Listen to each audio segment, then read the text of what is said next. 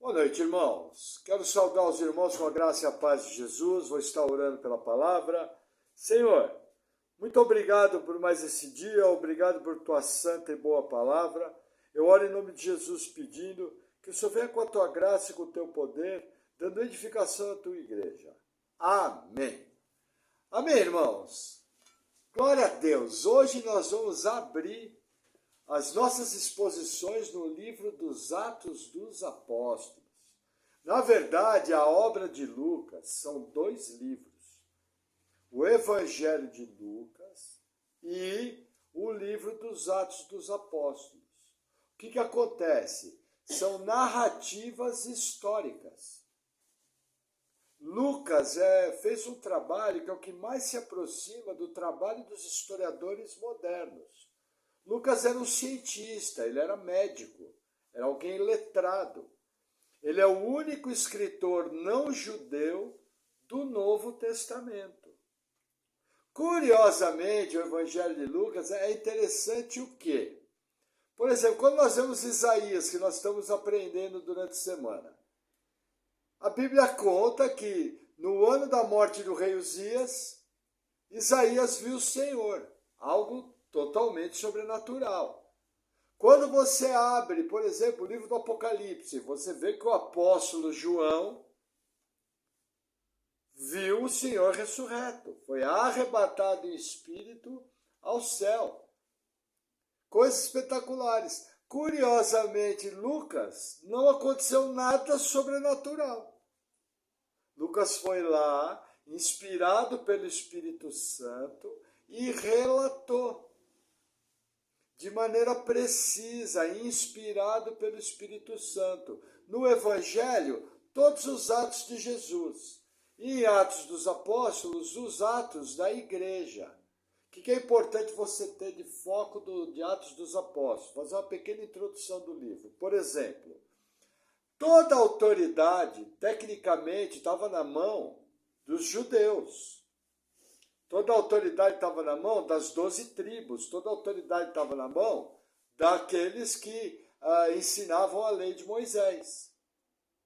E em Atos dos Apóstolos vai haver uma migração. Deus está movendo e retirando essa autoridade e dando a quem? Tirando das 12 tribos e dando aos 12 apóstolos. O que está havendo aqui? Uma mudança de direção na história. Quando nós falamos Atos dos Apóstolos, por que isso? Porque aqui principalmente vai relatar o quê? O ministério de Pedro e o ministério de Paulo. Mas qual que é o alvo aqui? O alvo aqui é a evangelização mundial.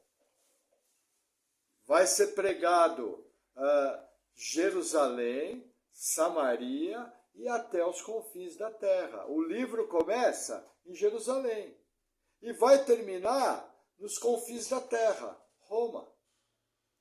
E a partir de Roma se espalha para tudo. Então nós percebemos o quê? Uma mudança. Deus ele está movendo na terra. A salvação vai ser aberta aos gentios. Tudo isso descrito em Atos.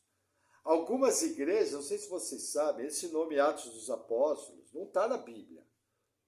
Isso aqui quem deu foi a igreja que deu esse nome. Então, por exemplo, é muito comum, na Europa Antiga principalmente, que eles chamavam Atos do Espírito Santo. Por quê? Porque nós vamos ver, Jesus vai ascender, e aí a promessa do Pai vai ser cumprida, e o Espírito Santo vai ser enviado.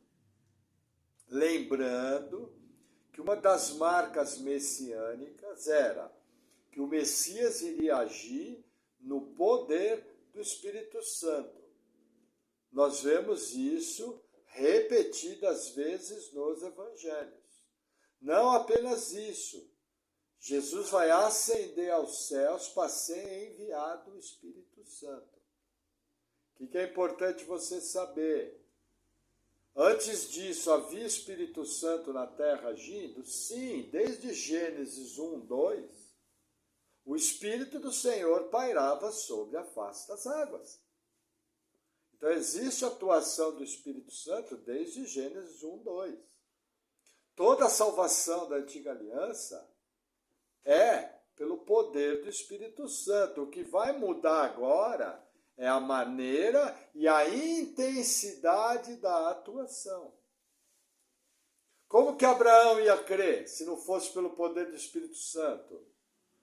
Como que Deus poderia falar para Moisés, retirarei do Espírito que está sobre ti e colocarei sobre os anciãos? Como que Davi no Salmo ia falar, Senhor, não retires de mim o teu Espírito? Como que Sansão, no poder do Espírito Santo, não ia arrancar aquelas portas de mais de 1 tonelada da cidade e subir o morro com ela nas costas? Então é muito importante você entender que está havendo aqui uma mudança na maneira de atuar e na intensidade. Mas toda a salvação da antiga aliança é no Espírito Santo. Mas vamos abrir nossa exposição, que nas entrelinhas eu vou compartilhando bastante coisa. Atos dos Apóstolos, capítulo 1, versículo 1.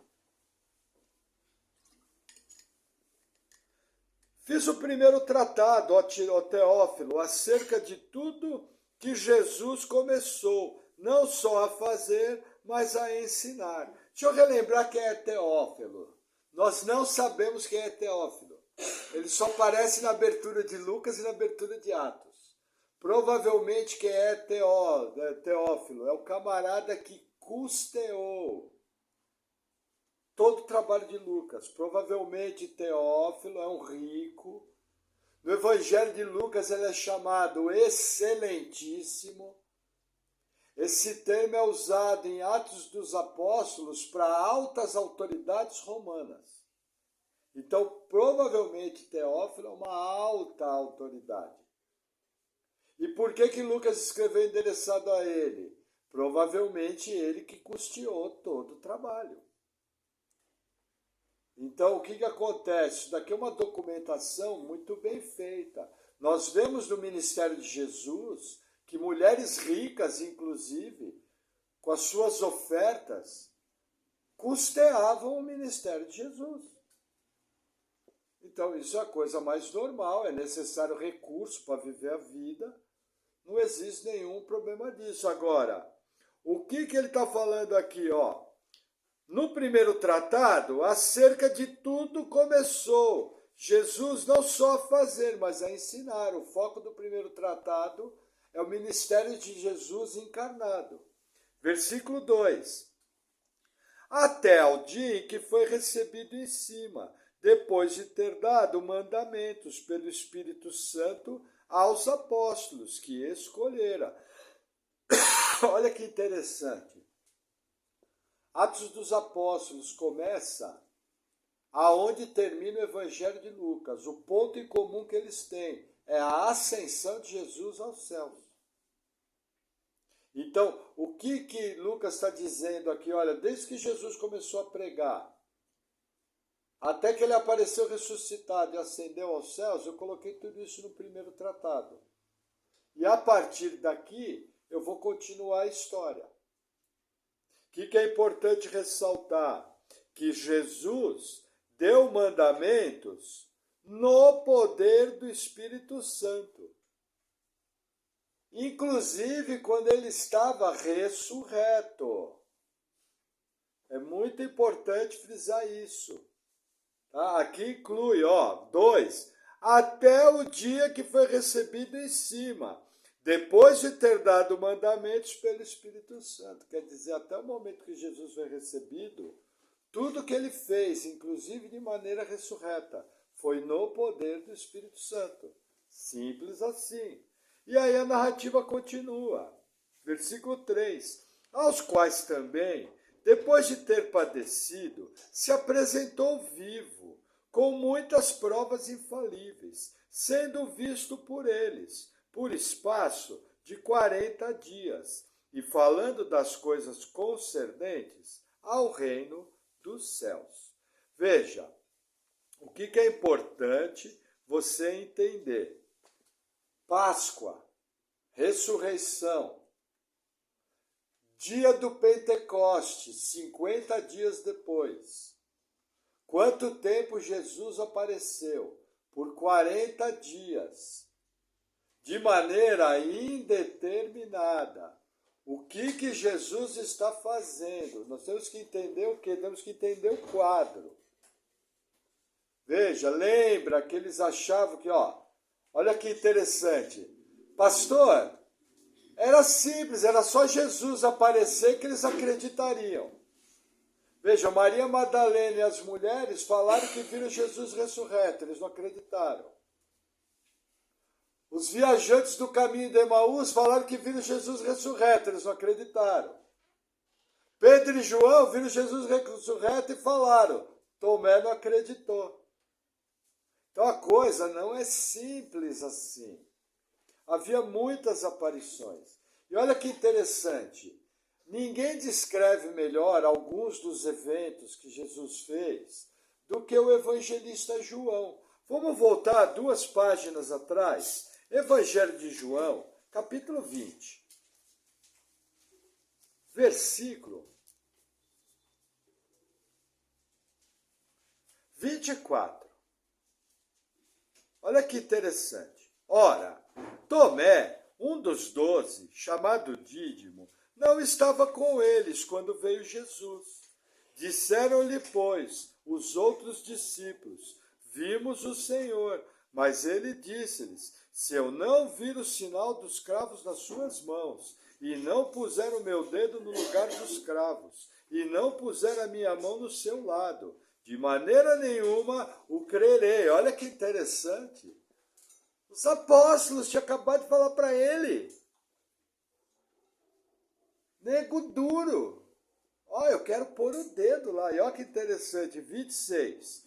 E 8 dias depois, estavam outra vez os seus discípulos dentro, e com eles Tomé. Chegou Jesus, estando as portas fechadas, e apresentou-se no meio, e disse, paz seja convosco. Depois disse a Tomé, põe aqui o teu dedo, e vê as minhas mãos, e chega a tua mão, e põe-na do meu lado, e não sejais incrédulo, mas crente. E Tomé respondeu e disse-lhe, Senhor meu, Deus meu. Olha que interessante, primeira coisa, atributo de Deus, onisciência.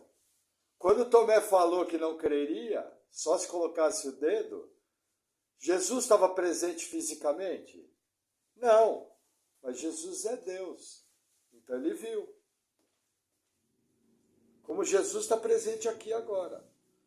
Como Jesus sabe exatamente o que nós estamos pensando agora. E de uma maneira que é inexplicável para nós, ele sabe tudo que toda a população do mundo que está viva hoje está pensando agora. E exatamente o que está fazendo. Como ele faz isso, nós não sabemos. Somente um Deus Todo-Poderoso pode fazer. Mas essa é a realidade que a Bíblia ensina. Segunda coisa, estava tudo fechado. Jesus apareceu no meio deles. Quer dizer, o corpo ressurreto de Jesus não respeitava as nossas leis físicas. Porque se você tentar atravessar essa parede, você vai quebrar o nariz. Então é um corpo com um funcionamento diferente da maneira que nós conhecemos. Nós vamos ter um corpo igual ao de Jesus. Mas é interessante isso, é só você ler os detalhes e você vai entender. Olha que interessante, versículo 29. Disse-lhe Jesus, por que me viste, Tomé? Creste. Bem-aventurados os que não viram e creram. Irmãos, nós somos bem-aventurados, mais que abençoados. 30. Jesus, pois, operou, também em presença de seus discípulos, muitos outros sinais, que não estão escritos nesse livro. Estes, porém, foram escritos para que creiais que Jesus é o Cristo, o Filho de Deus, e para que, crendo, tenhais vida em seu nome.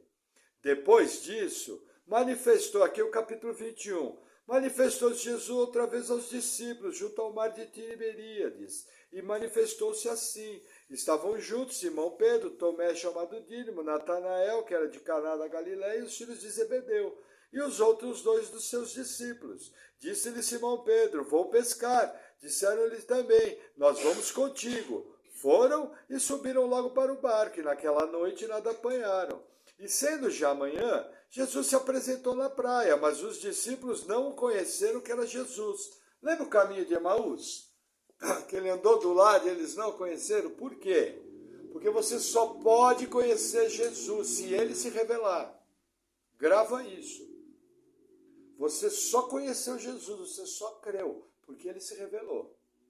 A quem ele não se revela, é impossível crer. Isso é uma coisa muito importante. Aqui, inclusive, ele apareceu na praia e não se revelou que era ele. Agora, olha que interessante. Versículo 5. Disse-lhes, pois, Jesus, filhos, tem alguma coisa de comer? Responderam-lhe, não. E ele lhes disse, lançai a rede para o lado direito do barco, e achareis. Lançaram-na, pois, e já não podiam tirar, pela multidão dos peixes. Então, aquele discípulo a quem Jesus amava disse a Pedro, é o Senhor. E quando Simão Pedro ouviu que era o Senhor, cingiu-se com a túnica, porque estava nu, e lançou-se ao mar. E os outros discípulos foram com o barco, porque não estavam distantes da terra, senão quase 200 côvados, levando a rede cheia de peixes. Logo que desceram para a terra, viram ali brasas e um peixe posto em cima de pão. E disse-lhe Jesus, trazei os peixes que agora apanhastes. Simão Pedro subiu e puxou a rede para a terra, cheia de 153 grandes peixes. E sendo tantos, não se rompeu a rede. Disse-lhes Jesus, vinde e comei. E nenhum dos discípulos ousava perguntar quem és tu, sabendo que era o Senhor. Chegou, pois, Jesus, tomou o pão, deu-lhes e semelhantemente o peixe. E já era a terceira vez que Jesus se manifestava aos seus discípulos, depois de ter ressuscitado dentre os mortos. 15. E depois de terem jantado, disse Jesus a Simão Pedro. Olha que interessante, Jesus comeu com eles. Eu pergunto, um corpo que não morre precisa de alimento? Não, em si mesmo ele é autoexistente. Por que Jesus comeu? Para mostrar que ele não era um espírito. Para mostrar que ele tinha um corpo palpável. Entre outras coisas, veja, Atos dos Apóstolos vai mostrar que os apóstolos nesse momento estão sendo preparados para se transformarem nas maiores testemunhas da ressurreição. Para isso, Jesus, além de abrir o entendimento deles para as Escrituras, Jesus está dando provas físicas de que ele ressuscitou num corpo físico, palpável. Por quê? Porque eles iriam ser aqueles que levariam essa mensagem por todo o mundo. E assim eles o fizeram. Vamos voltar para Atos capítulo 1. E vamos continuar nossa exposição. Versículo 4. E estando com eles, determinou-lhes que não se ausentasse de Jerusalém, mas que esperassem a promessa do Pai, que disse ele, de mim ouvistes, porque na verdade João batizou com água, mas vós sereis batizados com o Espírito Santo, não muito depois desses dias. O que é a promessa do Pai? Tá? Essa promessa está em Lucas, está em João, entendeu? Do quê? De que o Espírito Santo seria enviado. Jesus falou no Evangelho de João, não vos deixarei só, mas é necessário que o Consolador venha. Quem é o Consolador? É o Espírito Santo. A palavra Consolador é o Paracleto. Paracleto é uma espécie de padrinho que está sempre ao lado. Entendeu? Nos guiando em tudo. Esse ao lado, entenda, é nos guiando. Quando acontecer o Pentecostes, nós vamos ver como que o Espírito vai atuar na igreja. Não é o tema de hoje. Mas a verdade é o nosso guia. Agora, que interessante, aqui na Bíblia nós temos 3 tipos de batismo. João o Batista falou, ele vos vai virar um maior do que eu. Ele vos batizará com o Espírito Santo e com fogo. O próprio João Batista explica que o Espírito Santo é a vida eterna, é o revestimento de poder. E o fogo é a palha que vai ser queimada. Então é um batismo de salvação que Jesus vai batizar e um batismo de juízo. No livro de Atos dos Apóstolos, nós vemos esse batismo no Espírito Santo. No livro do Apocalipse, nós vemos o batismo de fogo, que é o batismo de juízo. Fogo é para queimar. Mas, pastor, no Pentecostes apareceram como línguas de fogo. Nós vamos ver o significado. Nem sempre na Bíblia fogo é juízo e nem sempre na Bíblia fogo é a presença de Deus. Tem que se analisar o contexto. Mas no caso do anúncio de João Batista é tranquilo, por quê? Porque o próprio João Batista, de maneira inspirada e registrada nos evangelhos, explica que o batismo com o Espírito Santo é a salvação e o batismo com fogo é juízo. Entendeu? E aí, o que acontece? Pastor, mas Pedro já não cria, João já não cria, os apóstolos já não criam. Sim! Lembra quando Jesus pergunta, quem sou eu? Pedro fala, tu és o Cristo. O que Jesus fala? Foi o Espírito Santo que te mostrou isso. Então o que acontece? Ninguém pode crer se não for pelo ministério do Espírito Santo.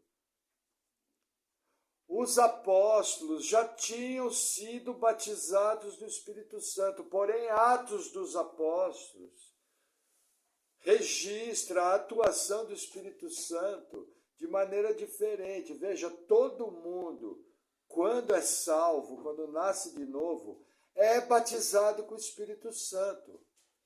Essa experiência é para todos, nós vamos ver juntos.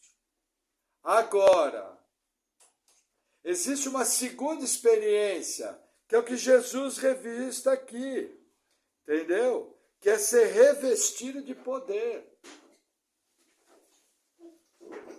Que é o que nós chamamos hoje, nós vamos estudar isso junto, em Atos 2, a plenitude do Espírito. Entendeu? O que acontece? É necessário revestimento de poder, uma intensidade tal do Espírito Santo que capacita a transmissão do Evangelho. Eu lembro que há anos atrás, no nosso caminhar cristão, nós passamos por algumas igrejas que ensinavam aquele fenômeno de cair no Espírito.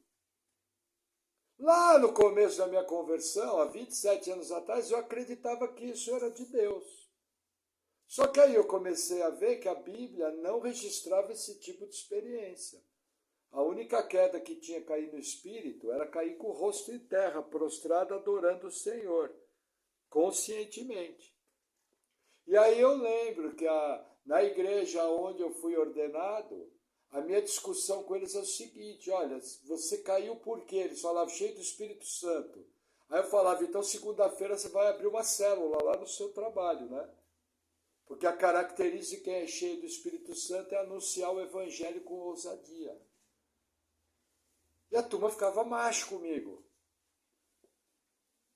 Por quê? Porque ninguém queria saber de anunciar o Evangelho. O pessoal queria aquela patetice que se aproxima mais de doutrinas e demônios do que da atuação do meu Deus Espírito Santo. Meu Deus Espírito Santo não é um palhaço. Meu Deus Espírito Santo não tem parte com isso. Isso eu afirmo para vocês com certeza. Meu Deus Espírito Santo aponta para Jesus, aponta para a santidade, aponta para arrependimento de pecado, aponta para a consagração. Ele nos reveste de poder para sermos testemunha. Dentro desse revestimento de poder pode acontecer milagres, como nós vamos ver em Atos. Mas o ponto em questão é que o revestimento de poder é para anunciar o Evangelho. A marca de alguém cheio do Espírito Santo é o anúncio do Evangelho. Junto com isso vem o pacote, porque o Espírito tem sobrenome, é santo. Então vem envolvido no pacote de santidade e consagração. Percebe? Lembrando que nós cremos que é lógico que Deus pode atuar. É lógico que Deus pode agir da maneira que Ele bem entende, mas Atos dos Apóstolos vai mostrar tudo isso. E aí vamos seguir, versículo 6. Aqueles, pois, que se haviam reunido, perguntaram-lhe dizendo, Senhor, restaurarás tu nesse tempo o reino de Israel? E disse-lhes, não vos pertence saber os tempos ou as estações que o Pai estabeleceu pelo seu próprio poder. Vamos fazer uma pausa aqui. Veja, a expectativa do povo judeu, o que era? Que o Messias fosse um grande líder militar. É a pergunta que está aqui. Senhor, o senhor vai restabelecer o trono de Davi? Uma das promessas, que inclusive está em Isaías, nós vamos estudar junto, é que o trono de Davi seria restaurado. A chamada aliança davídica. Lá do livro de Samuel. Então o que acontece? Eles perguntaram para Jesus, falaram, Jesus, você vai restabelecer o reino agora? O que Jesus responde? Não cabe a vocês saber o tempo e as coisas. Entendeu? Por quê? Porque a vinda do Cristo, ela tem dois aspectos. Primeiro aspecto, ele veio como servo sofredor. Livro do profeta Isaías. Porém, na segunda vinda, ele vem estabelecer o reino na sua plenitude. Ele vem como leão de Judá, como rei. Isso é futuro. Então eu tenho que entender que sempre que a Bíblia fala de reino de Deus, ela tem alguns aspectos. Quais os principais? Primeiro aspecto, Jesus Cristo já reina no céu. Segundo aspecto, Jesus Cristo já reina aonde? No interior da sua igreja. Dos seus irmãos, que somos nós.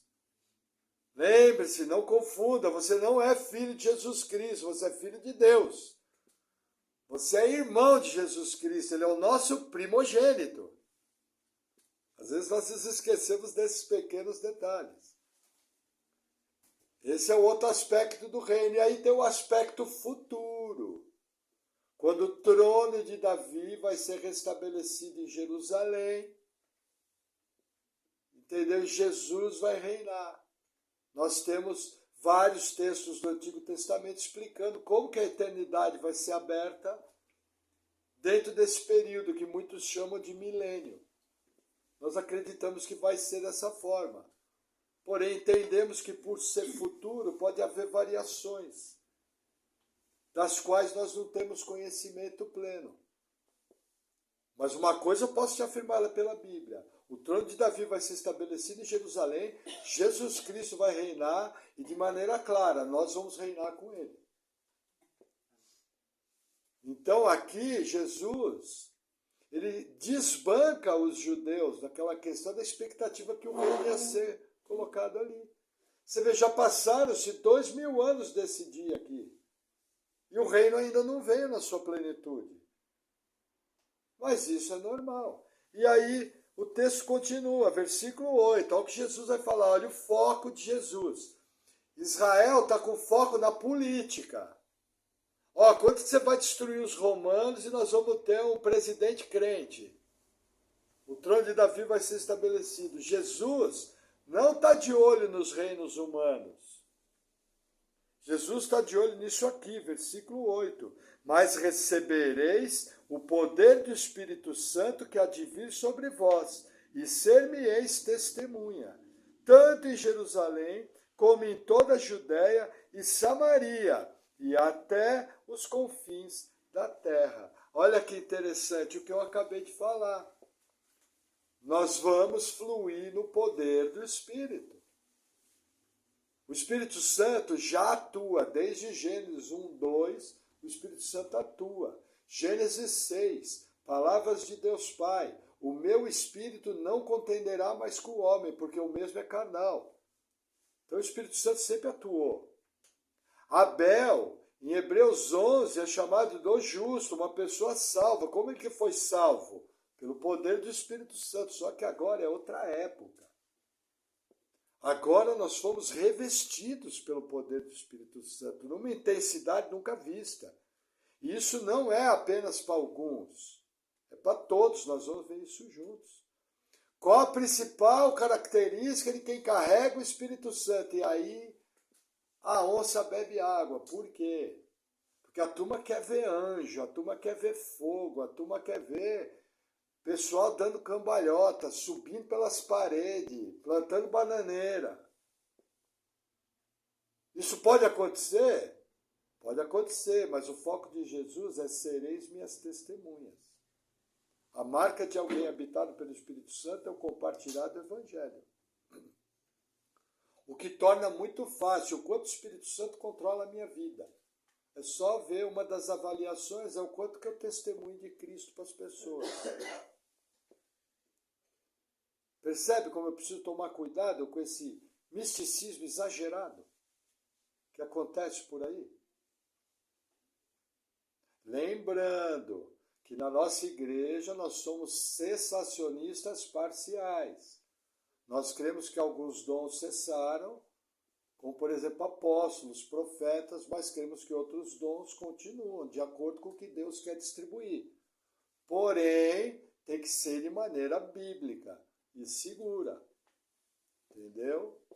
Nada a ver com o caos neopentecostal. Existem lugares por aí que se cercar vira hospício e se cobrir vira um circo. Irmãos, aquilo não é atuação do Espírito Santo. A Bíblia nos ordena julgar. A Bíblia que nos ordena julgar nos ensina que o Espírito Santo sempre vai apontar para Jesus. Um cara correndo dentro de uma igreja dizendo que é um leão, está apontando para Jesus? Não, está apontando para a Olimpíada de 2028. Isso é só avaliar, não precisa nem pensar muito, é só ler a Bíblia. Entendeu? E não tenha medo, tá? O que é de Deus. O que não dá para saber, você fala, olha, isso não dá para saber. E o que dá para saber, você afirma com segurança, de maneira madura, pela Bíblia, entendeu? Vamos seguir, versículo 9. Olha que interessante. E quando dizia isso, vendo eles, foi elevado às alturas, e uma nuvem o recebeu, ocultando a seus olhos. E estando com os olhos fitos no céu, enquanto ele subia, eis que junto dele se puseram 2 homens vestidos de branco, os quais lhes disseram, homens galileus, por que estáis olhando para o céu? Esse Jesus, que dentre vós foi recebido em cima do céu, há de vir, assim como para o céu o vistes ir. Olha que interessante, aparecem 2 anjos, nos anunciando a forma que Jesus iria voltar. Nós vamos ver isso um pouco mais à frente no Evangelho de Lucas. E aí, o que eles fizeram? Versículo 12. E veja, essa ascensão aconteceu no Monte das Oliveiras, a mais ou menos 1 quilômetro de Jerusalém, tá? E aí o que eles fizeram? Versículo 12. Então voltaram para Jerusalém, do monte chamado das Oliveiras, o qual está perto de Jerusalém, à distância do caminho de um sábado. E entrando, subiram ao cenáculo, onde habitavam Pedro e Tiago, João e André, Filipe e Tomé, Bartolomeu e Mateus, Tiago, filho de Alfeu, Simão o Zelote e Judas, irmão de Tiago. Irmãos, esse Judas aqui é o irmão de Jesus, que escreveu a epístola de Judas. O Iscariotes já estava morto. no inferno já. O corpo dele já havia se partido. Nós vamos ver isso na exposição da próxima semana, se o Senhor assim permitir. Versículo 14, e todos esses perseveravam unanimemente em oração e súplicas com as mulheres, e Maria, mãe de Jesus, e com seus irmãos. Veja que interessante. Eu vou ler rapidamente Marcos 6,3. Não é este o carpinteiro, filho de Maria, e irmão de Tiago, e de José, e de Judas, e de Simão? E não estão aqui conosco suas irmãs? E escandalizavam-se nele. A Bíblia relata 4 irmãos de Jesus pelo nome: Tiago, Judas, José e Simão. E relata que ele tinha irmãs. Isso fecha o que a Escritura falou. Maria permaneceu virgem até o nascimento de Jesus. Após o nascimento de Jesus, ela viveu normal com José. Entendeu? Então não existe a doutrina católica da virgindade perpétua de Maria. Entendeu? Isso é invenção. A Bíblia registra abertamente. Agora, o que é importante saber? Outra marca, né, de quem é discípulo de Jesus, obediência. Jesus falou, não saiam daqui. Quando Jesus falou, vão para Galiléia, eles foram. Encontraram Jesus. Aí voltaram para Jerusalém. Jesus falou, não sai daqui. Vocês vão ser revestidos de poder. Vão se passar 10 dias para eles receberem esse revestimento de poder. Entendeu? Obedientes, firmes.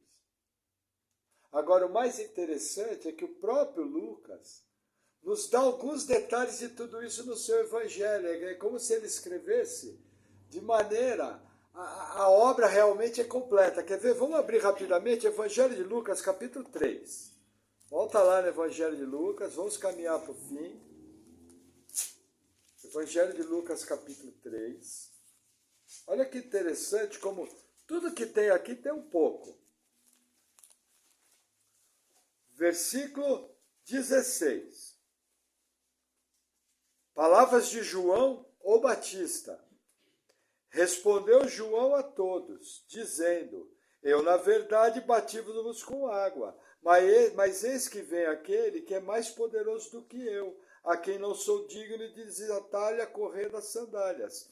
Esse vos batizará com o Espírito Santo e com fogo. Ele tem a pá na sua mão, e limpará a sua eira, e ajuntará o trigo no celeiro, que é a salvação, mas queimará a palha com fogo que nunca se apaga. Você vê, Lucas já tinha citado os tipos de batismo. Entendeu? Lembrando que a palavra batismo, pode deixar, não precisa. A palavra batismo é imerso. Baptizo. Tá? Nós somos imersos no poder de Deus e os incrédulos também vão ser mergulhados em juízo. Tá? Mas o texto, Lucas 24. Não, vamos primeiro, Lucas 21, para ficar na ordem e não ficar cansativo. Lucas 21. Vamos ver como a obra de Lucas é perfeita. Versículo 25. Diz assim, palavras de Jesus. E haverá sinais no sol e na lua e nas estrelas, e na terra angústia às nações, em perplexidade bramando o mar e as ondas, homens desmaiando de terror, na expectação das coisas que sobrevirão ao mundo, porque os poderes do céu serão abalados. E então verão vir o Filho do Homem numa nuvem, com poder e grande glória. Ora, quando essas coisas começarem a acontecer, olhai para cima, levantai as vossas cabeças, porque a vossa redenção está próxima. Lembra que os anjos falaram? Ele vai vir da mesma maneira? Lembra que eu falo para vocês que Jesus não vai voltar hoje à noite? que eu posso garantir pela Bíblia para vocês que ele não vai voltar? Nossa, pastor, como é que você sabe? É só ler o versículo 25 ao 27. Está acontecendo isso na Terra? Você tem visto homens desmaiando de terror? Você tem visto sinais no sol, na lua e nas estrelas, poderes do céu sendo abalados? Tem visto? Não, então não vai voltar hoje, irmãos. Com todo respeito a quem pensa diferente, são visões. Mas há que se cumprir. Jesus no Evangelho de Mateus está registrado o que ele fala? Que assim como o relâmpago reflete do ocidente ao oriente, assim será o sinal da vinda do Filho do Homem. Nós vamos ver. E nós, igreja, vamos saber, é o sinal de que Jesus está voltando, exultai, é o que ele fala aqui. Entendeu? Infelizmente, sinceros irmãos, mas que muitas vezes mal orientados. Já vi gente que chegou ao absurdo de dormir de terno, porque tinha medo que Jesus iria voltar e achava, veja, na sua simplicidade, com todo respeito estou falando aqui, não me acho melhor do que ninguém. Existe muita gente sincera, mas que às vezes está sinceramente enganado. Mas a pessoa achar que Jesus vai voltar a qualquer momento, esse é o ponto aqui. Nada contra os ternos. Qualquer dia até vou surpreender os irmãos, vou vir pregar aqui de terno, bem elegante, bonitão. Entendeu? Não tem nenhum problema. Mas assim, o que eu estou querendo dizer é da iminência da volta de Jesus. Os sinais que nós vemos hoje, quais são? São os sinais da certeza da vinda. Cada sinal que eu vejo hoje, muito claro, eu posso ter certeza. Jesus está voltando. Isso eu posso falar. E tá mesmo, viu, gente? E se você não despertou para isso, é bom despertar, porque ele está às portas. Amém? Vamos lá, Evangelho de Lucas, capítulo 24. Vocês viram como o começo de Atos está tudo em Lucas? Lucas 24, versículo 21. Caminho de Emaús. E nós esperávamos que fosse ele o que remisse a Israel. Mas agora, sobre tudo isso, é já hoje o terceiro dia, desde que as coisas aconteceram. Lembra a pergunta deles? É agora que o Senhor vai estabelecer o reino? Eles esperavam que os romanos iam ser expulsos.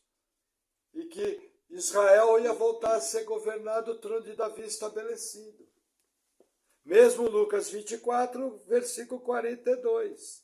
Então, eles apresentaram-lhe parte de um peixe assado e um favo de mel, o que ele tomou e comeu diante deles. Novamente, outro relato, Jesus comeu.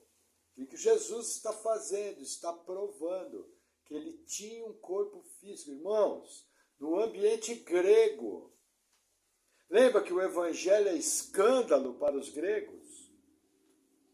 Entendeu? Não, escândalo para os judeus e loucura para os gregos. Por quê?